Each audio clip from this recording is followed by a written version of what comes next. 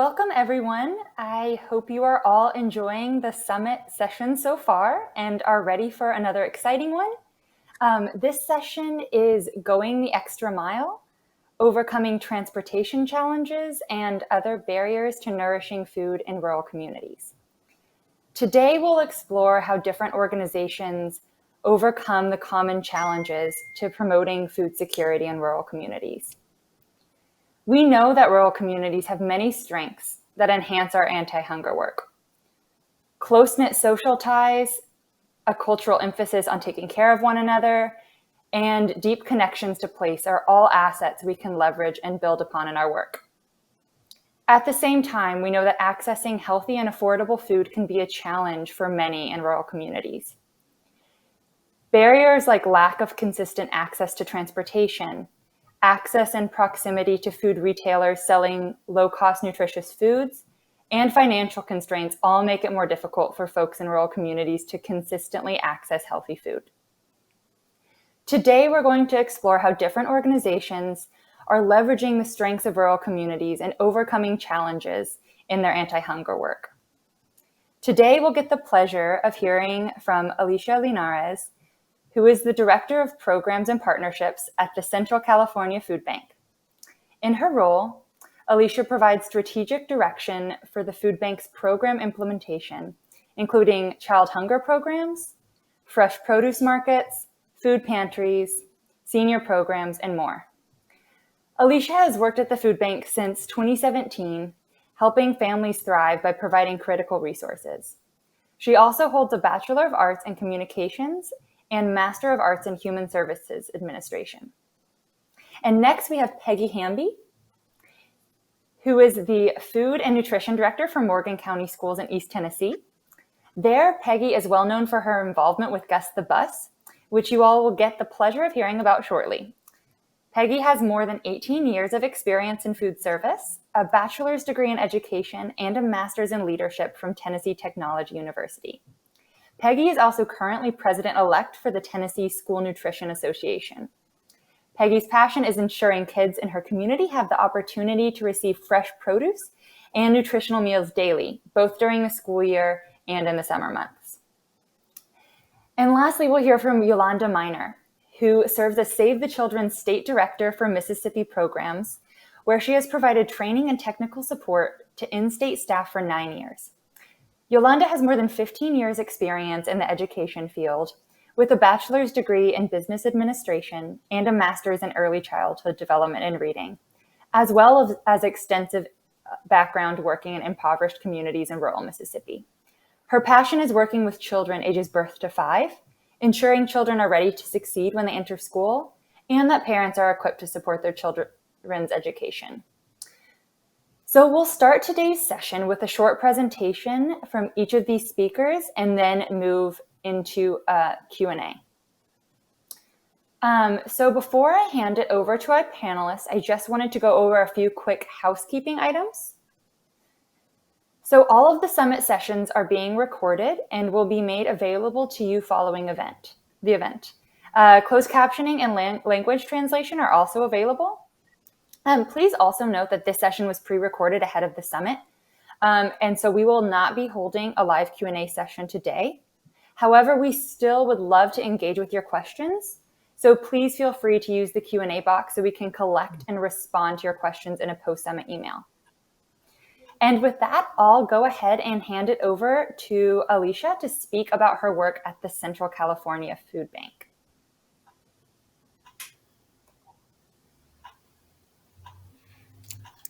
Thanks, Emma. Hi, everyone. My name is Alicia Linares. I am the Director of Programs and Partnerships at Central California Food Bank. We are based in Fresno, California, and cover the 5 counties of Fresno, Madera, Tulare, Kings, and Kern.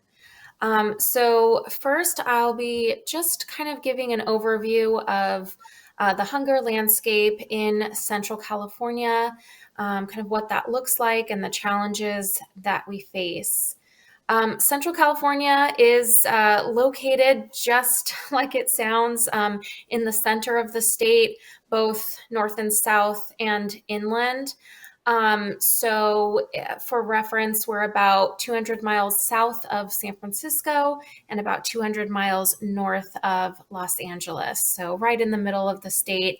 And the region produces a lot of the nation's agriculture. Starting with that, while the region produces a large portion of the nation's agriculture, it's also home to some of the highest rates of food insecurity in the nation. Fresno and Tulare County are our two largest service areas, and Fresno County has a food insecurity rate of 14.7%, and it's even higher for children at 22%. Tulare County, a little bit higher overall food insecurity rate of 15.6, and same thing with children who are impacted more by food insecurity at 23% in Tulare County. The Fresno Metropolitan Service Area actually has the third highest food hardship rate in the United States, according to the Food Research and Action Center. To further complicate things, food insecurity is often much worse in rural areas due to higher rates of poverty in these areas and limited geographical access to full service grocery stores. The photo in this slide is of one of our food distributions in Mendota, California, which is a pretty rural farm working town in Fresno County. And we'll go to the next slide and just dive in a little bit deeper into the barriers to food access in rural communities in Central California. So first is restricted income. There are limited job opportunities available, especially in rural areas. Most of these jobs are going to be in agriculture or in retail, so they can be low paying and seasonal. Some of those examples include dairies, packing facilities, and agricultural fields. Another barrier to food access is just the physical distance and limited transportation that families face to be able to access a grocery store. So a lot of the times in rural towns, there might be a couple corner stores or some fast food restaurants, but families have to travel a little bit further to the next town over to a larger city to go grocery shopping. And then typically with, income restraints come limited transportation. So maybe there's only one vehicle in the family and one person works and uses that vehicle to get to work. And so having reliable transportation is another barrier to being able to access the food that a family needs. So in this picture, we have Fatima, and she was waiting for us to start a food distribution at Tipton Elementary last summer. Tipton is a very rural community in Central California, and she shared a little bit about her story with us. She told us that her husband works at a local dairy while she stays home to care for their 3 children, and that they struggle to afford enough food for their family on the one income. She also shared with us that there's only one small market in her town, and so she usually has to travel about 20 miles away to a larger city to go grocery shopping. So she was very thankful for the food that was being provided that day that would help her to feed her family. So in the next slide, I'm just going to talk about the ways that Central California Food Bank works to address this issue of hunger in rural communities. The main way is that we partner with other community organizations and schools to provide food distributions and food programs in these areas. So our school pantry program offers a bi-monthly food distribution that provides food to students and their families. Our backpack program provides food on a weekly basis for kids to take home on Fridays. And we have summer feeding sites that are really a pop-up food distribution at certain sites during the summer months in particular. So these would be schools and then other partners like Boys and Girls Club or anywhere that is having a summer camp or some type of summer program for kids in low income and rural areas. And next is our neighborhood market program. So that program provides fresh fruits and vegetables and those are open to the public in rural communities. And we love those programs because they focus on fresh fruits and vegetables and on nutrition. And what we find in rural communities is that while many of those who live and work in that area are helping to produce much of the nation's fresh fruits and vegetables, they often can't afford to buy those same goods for their family and for their health. And so in all of our programs, it's about reaching these communities by partnering with organizations that are located in these rural communities, and then also thinking about the types of food that we're providing. So nutritious food, fresh fruits and vegetables, things like eggs, milk, tortillas that are a little more expensive, and just providing food for the whole family. So that's some of the challenges that we face and the ways that we address child hunger in rural areas in this part of California specifically. So thank you for listening. Great. Thanks so much, Alicia. It's really wonderful to hear about the wide array of programs that the food bank is offering to help meet people's diverse needs. And with that, I'll go ahead and hand it over to Peggy with Morgan County Schools. Okay, so we're a small rural county in East Tennessee. And if you know anything about Tennessee, it's stretched out. And that's how our county is. It's so stretched out. So we came up with a mobile site and we call it Gus the Bus. And Gus the Bus came out a desire that we really needed it for our summer feed. And we use it year round, but we need it for our summer feed. Before COVID, it was important that we had a place that was safe for our kids to come and eat, because we would go to a lot of trailer homes. We just travel around and they had to sit on the ground. So with Gus the Bus, they could come on. It was air conditioned in the summer and they would love it. And we would do we had a literacy program. So they would come on and they actually got to hear a story, take free books, and we had a lot of activities associated with it. But then COVID hit. So we took Gus the Bus and all the wonderful inside and we filled it up with coolers. So the barrier was that we needed to get to our kids. And so we traveled the same path that buses would go. And you can see the difference now. Before COVID, we could reach about 40,000 because in the summer they had to come and sit and eat with us. When COVID hit, we could load those buses up and off we would go. Now, in our community, we have 2 grocery stores, but they're right by each other. So some people have to travel like 30 miles just to get to a grocery store. So we was excited with Gus the Bus that we're able to do that. And we would travel. We would check churches. Hey, can we use your parking lot? So we would pull in now and the people would come by and we had it down pat. They would come in and we would hand them out produce boxes. We love giving them free produce boxes that will have about a $20 to $30 worth value of produce in it. And then we would give them multiple meals for the week and their half gallons of milk. So that worked out really good. And we used all of our churches, our parks, our community centers. We even went to fire department. We used a grocery store all the different ways. But with COVID, with the waivers, it allowed us to really travel, that we could hit so many extra places and serve so many more kids. So we're excited about that. And it's almost, we said, it's a field trip. So when COVID hit, people needed something to look forward to. So we would we would travel around. We would dress up every week. We have themes, like it may be beach week, and I would put on my lace and we would hand out lace, just give us something to look forward to. And the bus ended up being just like joy.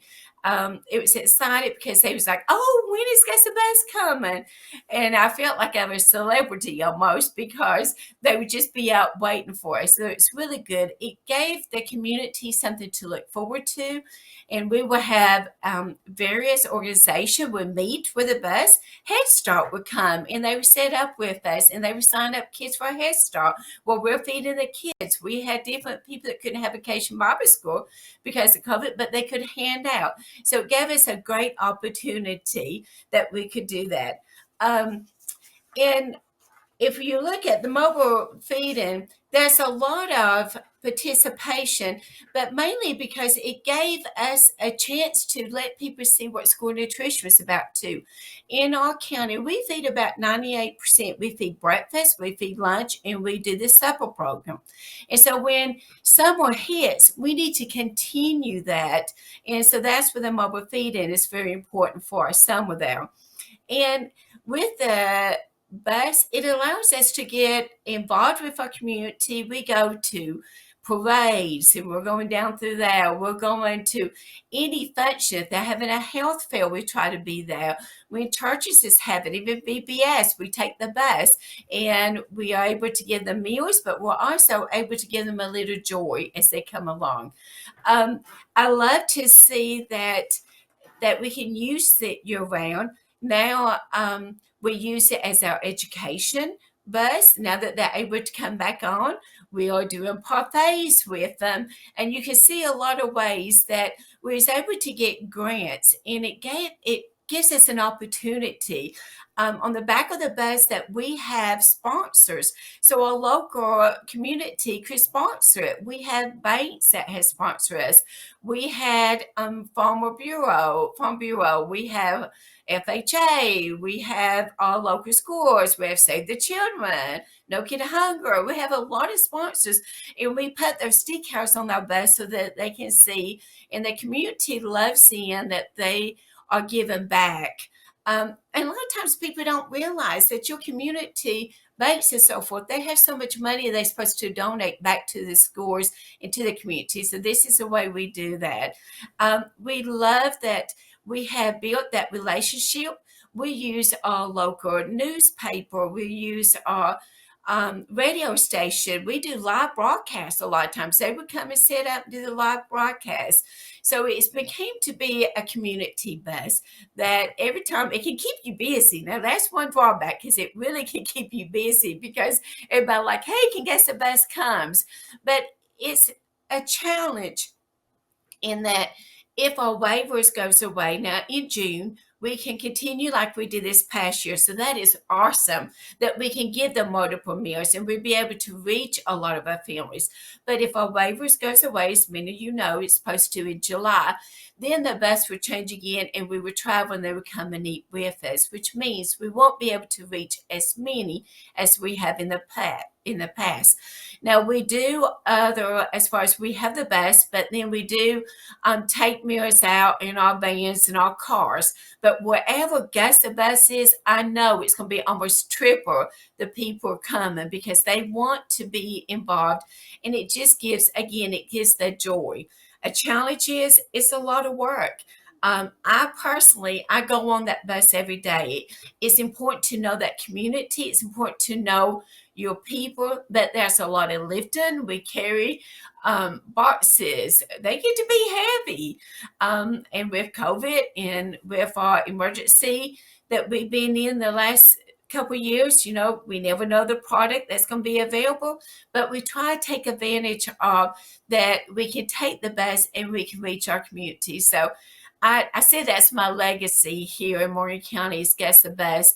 But honestly, I think I have a benefit more than our community just because it gives the community a different look on our school nutrition. I think people just did not realize we can distribute more meals, and they did not realize how nutritious our meals was, how wonderful the meals was, that they got all of the components, and they get a fresh pineapple. We have kids like, oh, wow, we don't get fresh pineapple, but when we're in school, it's on the summer, I love to hand them a whole watermelon and zucchini and squash and all the wonderful produce they get in school. And maybe because we are very rural and we are limited, that they don't get a lot of those raspberries and blueberries and things year round. So Guess the Bus has been a wonderful addition to our school nutrition, but to Morgan County School and also just to our community.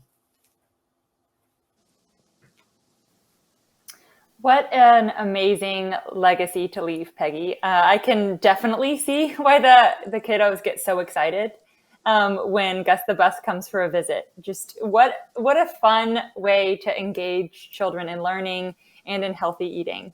Just incredible. And now we'll hear from Yolanda Miner. Hi, again, my name is Yolanda Miner, and I serve as the State Director for the Save the Children Mississippi programs. And first, I would like to give you an overview of the food insecurity work or the food insecurity work in Mississippi. Mississippi has the highest rate of food insecurity in America. In Mississippi, about 700,000 people are facing hunger. And out of that 700,000, about 155,000 of them are children. Mississippi also has the highest rates of poverty in the country. Save the Children's mission is that all children in rural America will have a healthy, strong start in school and in life. So, as we take a look at the hunger situation in Mississippi, we found that a lot of children were coming to school with their bellies empty. And we know that children cannot learn on an empty belly. In addition to the poverty levels in Mississippi and having one of the highest food insecurity rates in Mississippi, there's also a limited supply of fresh fruits and vegetables in the communities that we serve in rural Mississippi. Also, the high health care costs plays a role in the lack of grocery stores in communities. Sometimes families have to travel at least 10 to 20 miles to the nearest grocery store. And often they don't have the finances to purchase those healthy, fresh fruits and vegetables that are needed for their children and families. Next slide, please.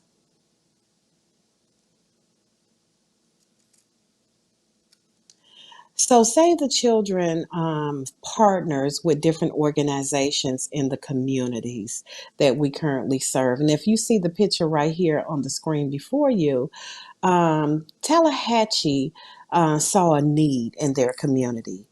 They found that they were inside of a food desert, so therefore there was no grocery store that was near. So the town and the people wanted to come together to see if they can provide some fresh fruits and vegetables and other items for the families in their community. So what we did was Save the Children partnered with Tallahatchie County, and they implemented a farmers market where families in that community would have access on a weekly basis to fresh fruits and vegetable. And if Mississippi recently had a lot of floods, so a lot of the crops were damaged during that flooding. So it was just a pleasure to partner with Tallahatchie County to ensure that the children and families in that community would have access to fresh fruits and vegetables. Also, during this time, it was about 100 boxes every week, and we were able to serve about 400 families during the summer months.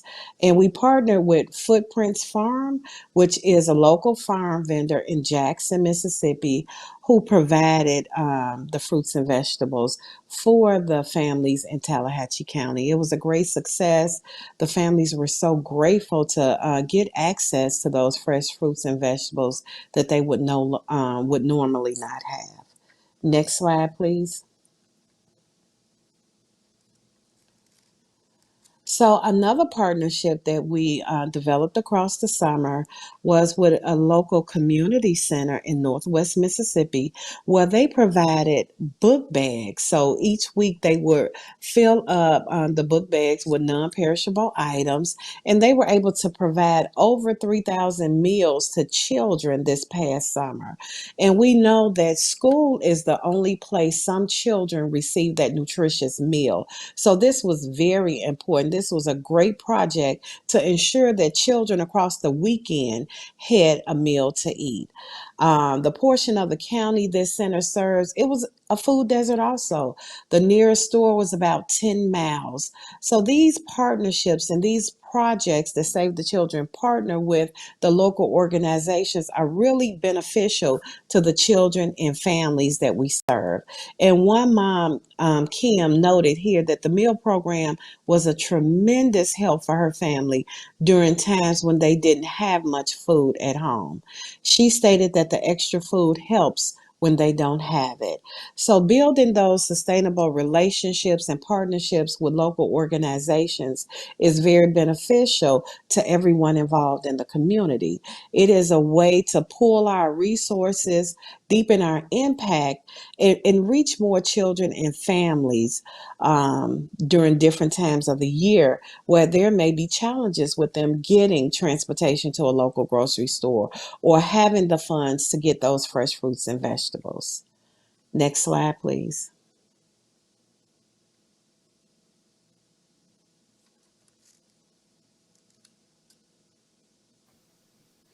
Great.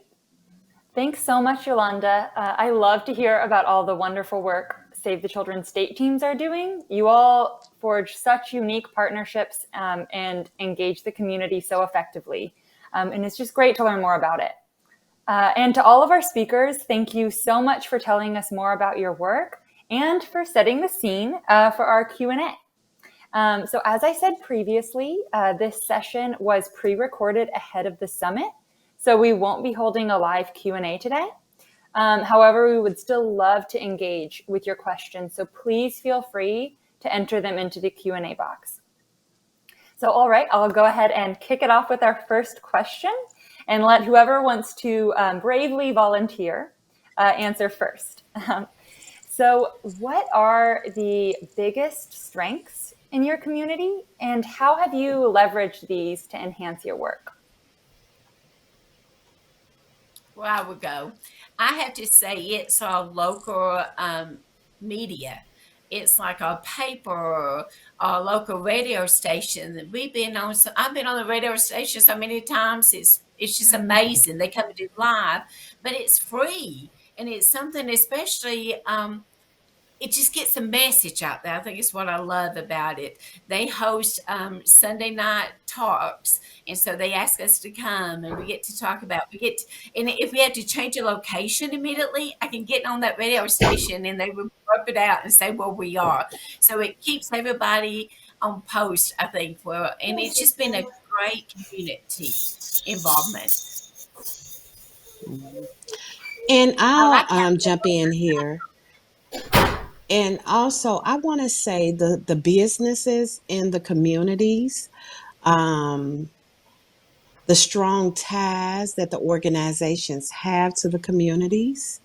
And once we leverage everything together that everybody has to offer, I think that's when the most resources come together and we're able to have that deep impact.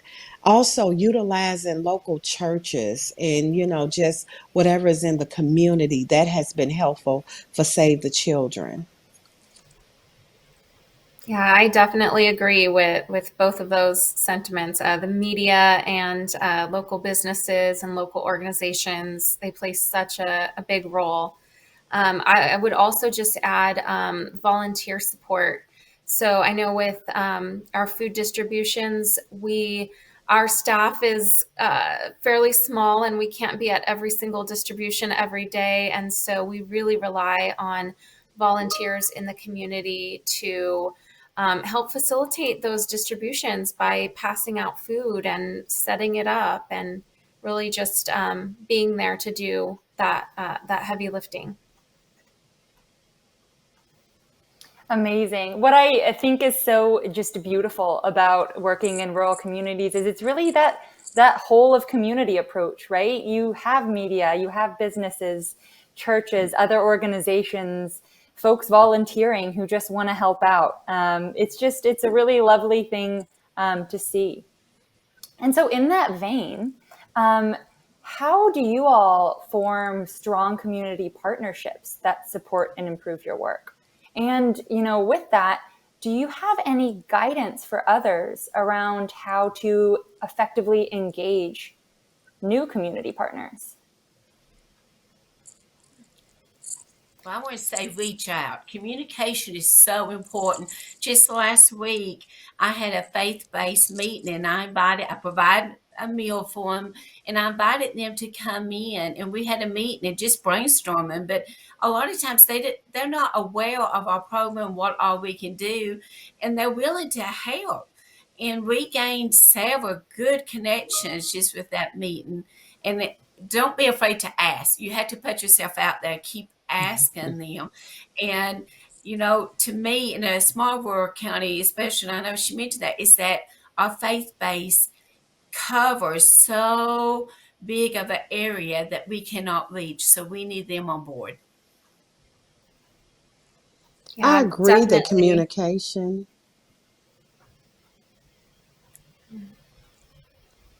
I agree that communication is a big part of it, and having a common and a shared vision and goals. Not working in those silos, it's me doing this work over here, it's me, you doing it over there, but pulling our resources together. So I think communication is key, common goal, and listening. The community knows what they need best. Absolutely. Whenever we seek to partner with organizations, we're thinking about what their goals are and how those align with our goals, and also how we can be mutually beneficial to each other. So that it's not all our organization or it's not all theirs, but we provide this much, and then the organization meets us halfway.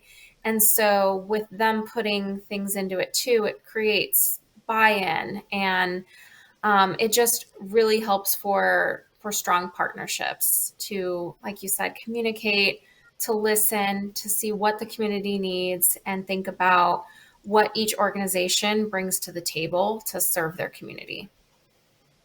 And I know, like with Guess a Buzz, they're always asking, "Can you hand out? Can you do this?" And I'm like, "I cannot. It's all I can do to do a produce box and a meals." But I say, "Hey, I invite them. Come. You can set up too." And so it gives, I guess, a good resource that for everybody in the community. Like I said, Head Start joins. We have the extension agents comes and joins. So it gives a place that if you're driving 30 miles, in the past, it helps that you can use a lot of your resources in one place. Yeah. Peggy, I'm so glad you said that, because we get those requests all the time. And it's really finding that balance between, protecting your own staff's time and utilizing that efficiently versus wanting to provide this additional resource to the community.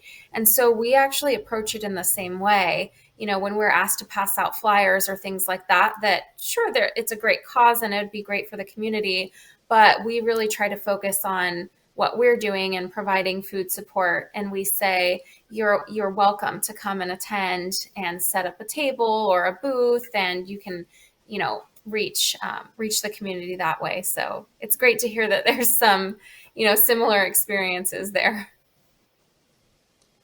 I also want to add that when the community see organizations united and working together, that deepens the relationship, for all of the organizations that's involved. And we all have the same cars. I'm feeding the kids, but they have the cars what's meeting the basic needs of our kids in our community. Yeah. Yeah, absolutely. And that plays back to what you said at the beginning, Peggy, right? With just reach out, because oftentimes it's not just asking folks help. It's inviting folks in, right, and aligning on the vision, right? Because I think everyone wants to see the community improve and has a role to play in that. And it really is a whole of community approach, and everyone has their role, and it's a matter of figuring out who's going to do what when. So just amazing answers. I love your all's approaches to this work. And so switching gears a little bit, I think some folks will be able to answer this and others it might not apply so much. But given recent rises in fuel prices, particularly with mobile programs, for those of you who are implementing mobile meals and have a mobile unit, have you all been thinking through any ideas for kind of mitigating the challenge of the rising prices? That's a hard one. Yeah, that's a great question. Of course we can reflect those increased costs when we are requesting, financial support from, grants and other organizations. So that's one way. But, that question just kind of got me thinking about ways that we can help mitigate that. And one of those is capacity building within our partner organizations in areas that are further away. And what I mean by that is placing, refrigeration and shelving and items that will help our partners store more food and distribute more food without as many trips. Because whether, for us as the food bank, whether we're delivering it to our partner or our partner is coming to pick up, it's a transportation cost. And so being able to increase capacity within those organizations to store their own food and maybe even get food locally from local retailers and other donors can help them kind of meet that gap a little bit. And again, we're relying on a lot of our faith base. Our churches are going to help as far as deliver meals.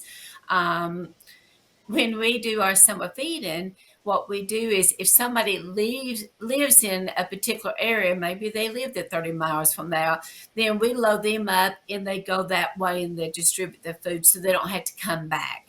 And then the next morning when they come to work, we go from there and start over again.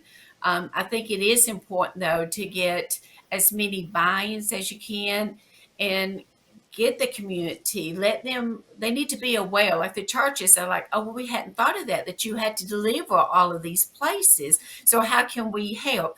And some of them are hosting, they're serving as a site that they're going to host. They have a large refrigeration. Some of these churches had a large refrigeration that we don't have.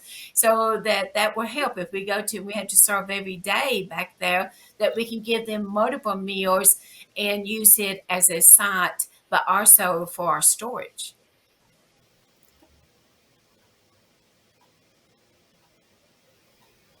We currently do not have a mobile unit yet in Mississippi, but I'm excited to share that we are in the midst of implementing our first mobile unit. It's right now being refurbished. Hopefully by June it'll be up and running. But exactly what both ladies said, though, I think it's a great opportunity to collaborate with other community partners, especially with fuel prices going up.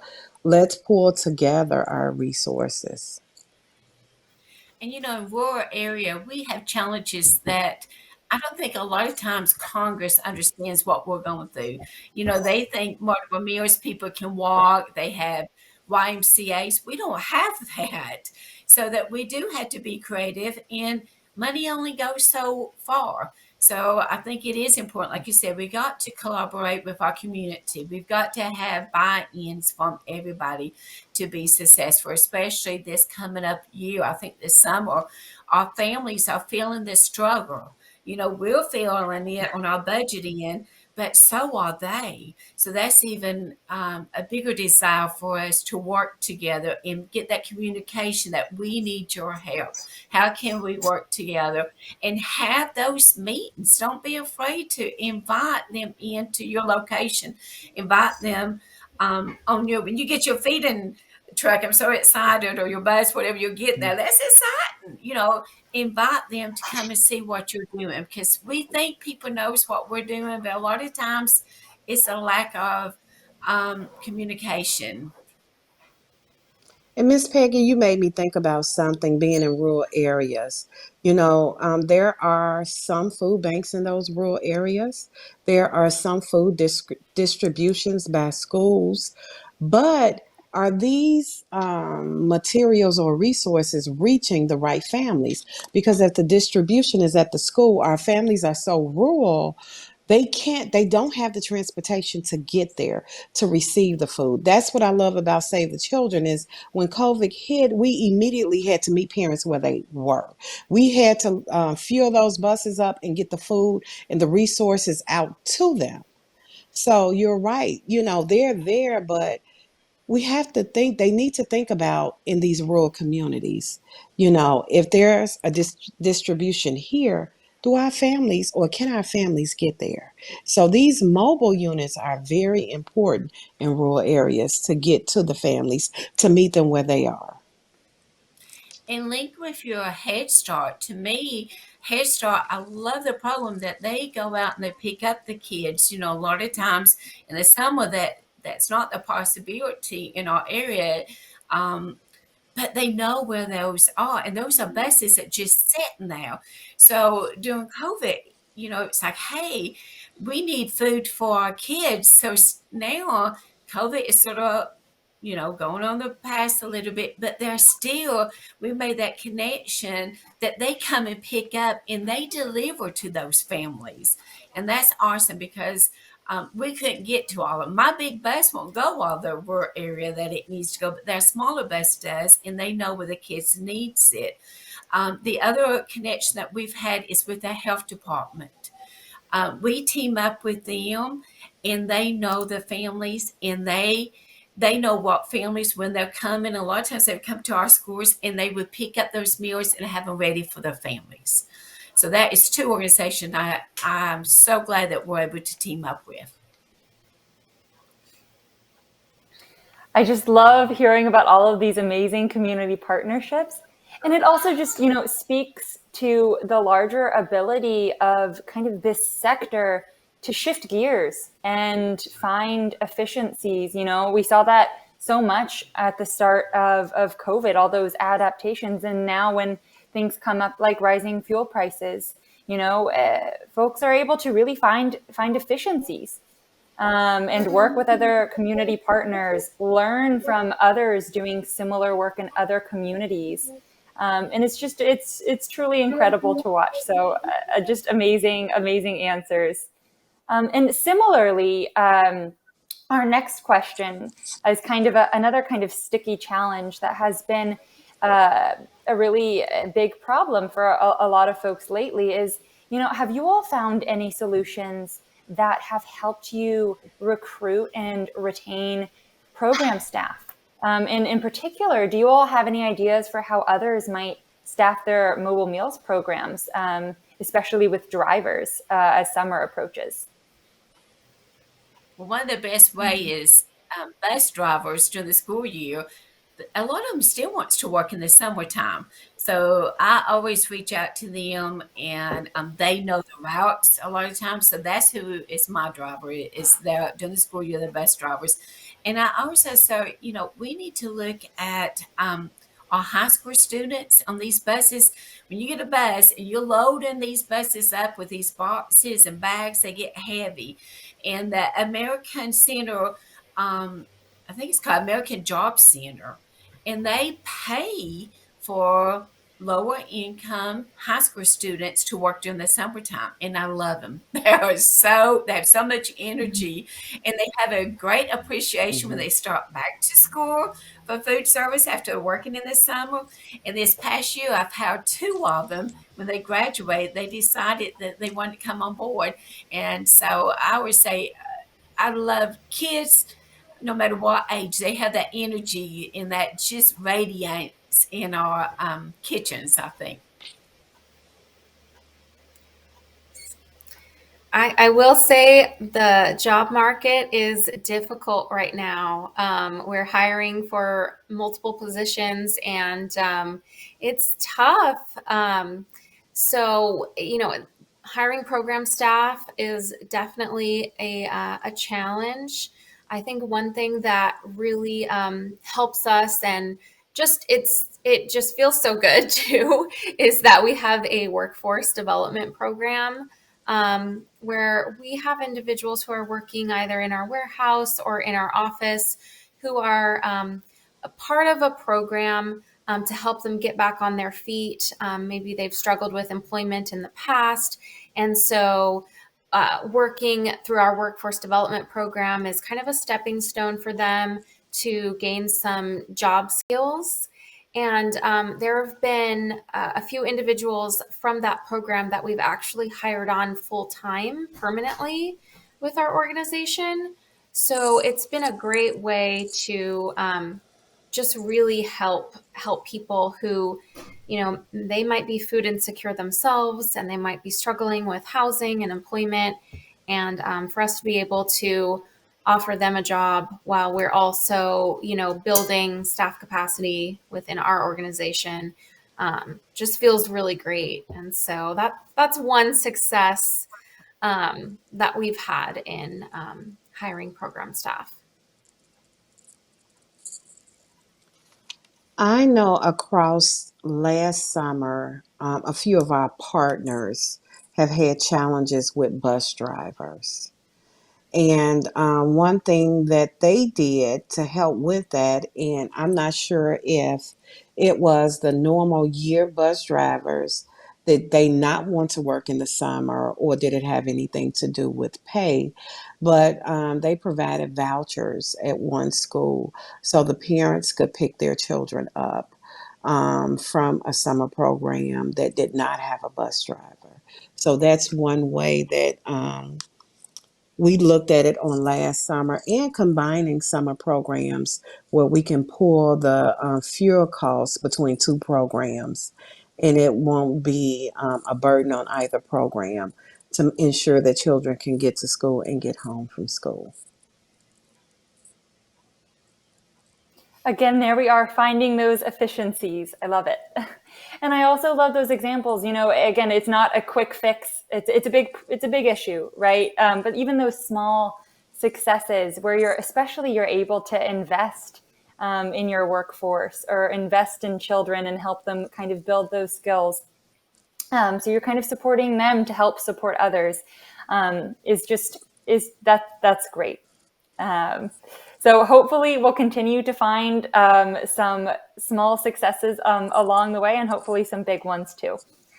And so switching gears to kind of a fun question, what would you all say, and this could be any of kind of your programs, but maybe gearing towards some of your mobile programs, if you want to highlight those. What aspects of your programs get the kids you work with most excited? Well, if you see my Facebook, you would know. We have theme days, and I just get silly with them. But we see the whole family comes out dress up. Like we may have farm day, and I may dress up as a cowgirl. And I'm looking out when they come, everybody's dressed up. So I take pictures of them and post that. We hand out like little cows, but make it that it's something for them to look forward to. Because in the summertime, especially right now with gas and cars, a lot of them don't get to travel. So we may vacation with them. We may have a luau, and I'm sitting there playing the mandolin, and I cannot sing and cannot play, but they don't care. They just have fun. So take the time to actually make it an event. Not that we're just giving them the meals, but make it an event. Like we have teachers comes and ask them because they miss their teachers in the summertime. So we always try to get, some real popular teachers that the kids love. And they're like, oh, such and such would be here. And they're going to read a story to you. So I just say, have fun with it. You have to have that passion, but you also just have to have fun. Let them know, let kids be kids. And we all like free stuff. So if you can ever get somebody to donate some items to you, and it's the littlest thing that they go crazy over, you may pay 10 cents for something like, oh, we're coming. And dressing up doesn't cost you anything. That sounds so fun. Oh, go ahead, Yolanda. Well, Miss Peggy gets me really enthusiastic about things because I agree that out of the box thinking, making sure that it's fun. Across the summer, we did a lot of non-traditional partnerships, like with barber shops. Kids will come in, they'll read a book, they can get a snack and get a free haircut, and we just made it fun, and kids were coming out, parents were coming out.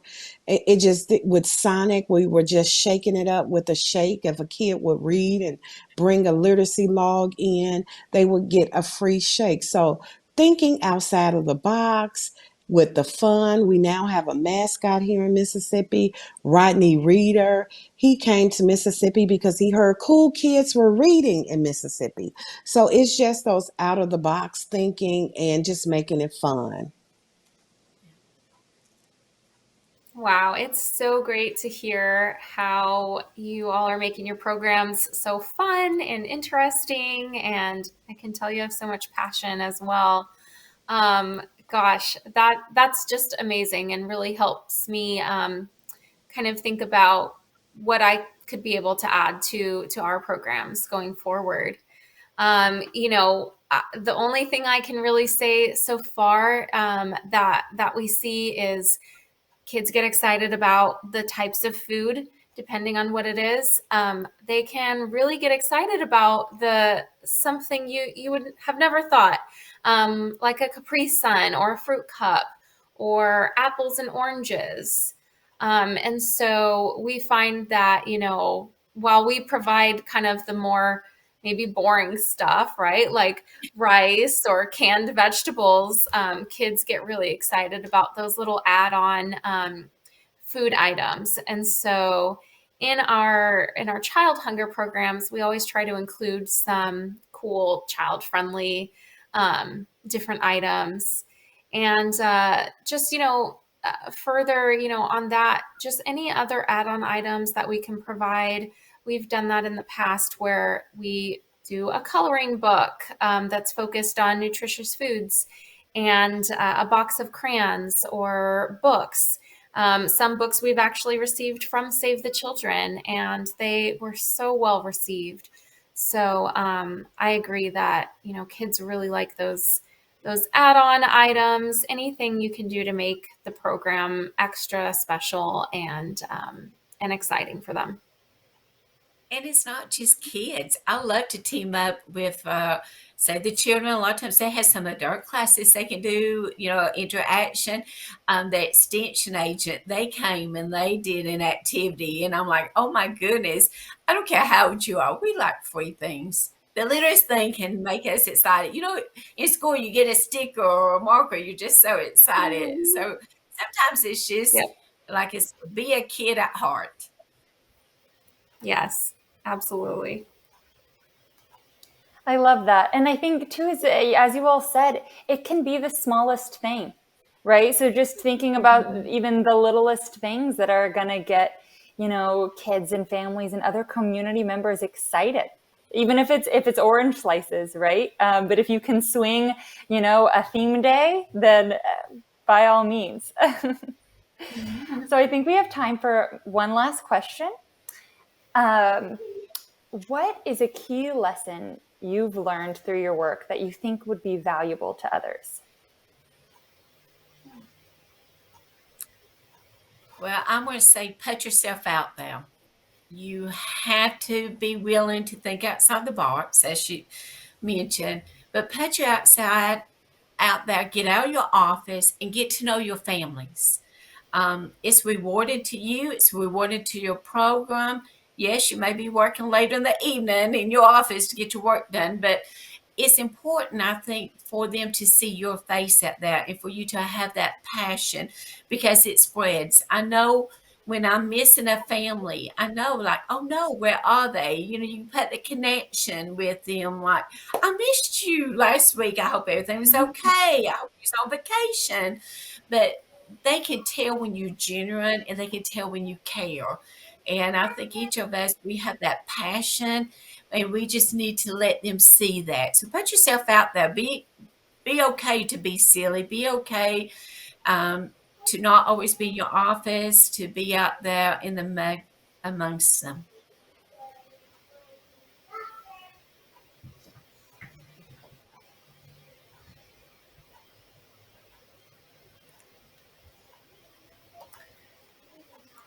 I'll go. I'll just add. Wow, yes, all of that. I love that.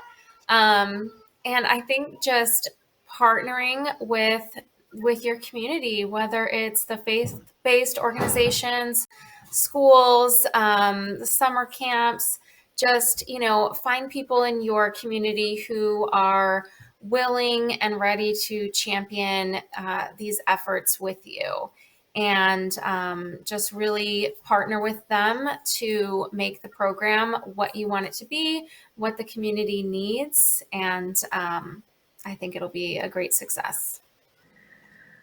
One thing that I've learned at Save the Children is never assume to know the needs of the communities. Be open minded, listen, offer opinions, but overall, just know that the community knows best. One thing that I want to share also is at the end is that we work in rural America in some of the most impoverished communities, but I have never met a parent that didn't want to give their child the best possible start in life, but many that may lack the resources. That's why these partnerships and these collaboratives that we've talked about during this whole segment is so important in rural areas. Getting together, pulling resources together, deepening the impact for children and families that we serve. So I just want to say that to never assume, to be open minded, and keep communication open. But I think you all, you summed up, I think, the whole session very nicely in that last question, right? Of, get to know the kids, get to know your families, get to know your community partners. And all of that will help you be so much more effective in the work that you do. So a really nice, bright end to our session. So that's all we have time for today. But as a reminder, please feel free to add any questions into the Q&A box so we can collect and answer them later. And thank you so, so much to our speakers for taking time out of your day to speak with us about the amazing work you're doing to reduce child hunger in your communities. I know I learned a lot, and I'm leaving the session energized and with a deeper understanding of some of the common and unique challenges and solutions to rural child hunger. And I hope you are all feeling the same way. So thanks all for joining, and I hope you enjoy the rest of the summit. Thank you. Thank you.